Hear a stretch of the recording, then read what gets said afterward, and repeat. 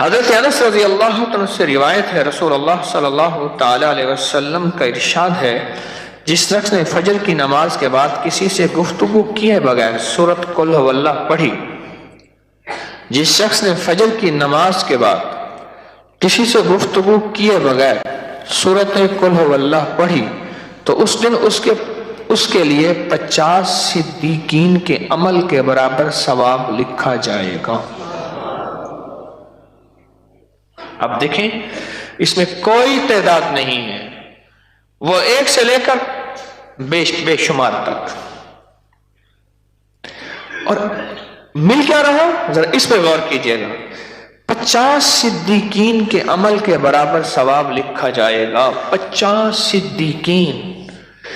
نبوت کے بعد جس چیز کا سب سے بڑا مقام ہے وہ صدیق کا مقام ہے۔ اللہ نے 4 درجے بیان کیے، اولئک انعم اللہ نبیین والصدیقین والشہداء والصالحین۔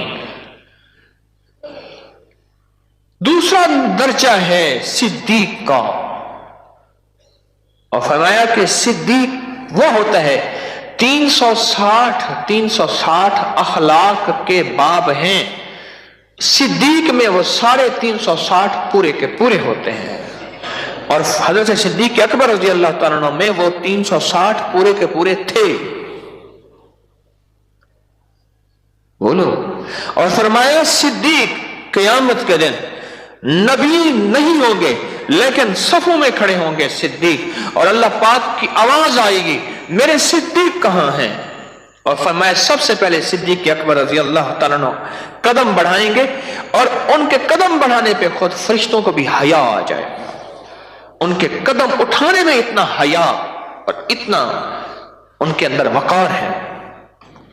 جس کو 50 صدیقین کا مقام مل جائے کہ عمل کے برابر ثواب مل جائے، صدیق کتنا بڑا عمل کرتا ہوگا اور کتنی عبادت کرتے ہوں گے، اور اللہ کا جو نیک بندہ جس کو صدیق کا مقام ہے اس کی عبادت کیا ہوگی، اس کی تسبیح کیا ہوگی، اس کا مانگنا کیا ہوگا، اس کی زاری کیا ہوگی، پھر فرشتوں کے ہاں اس کا مقام کیا ہوگا، اور پھر اس کی دعا پہ آمین کیا ہوگی۔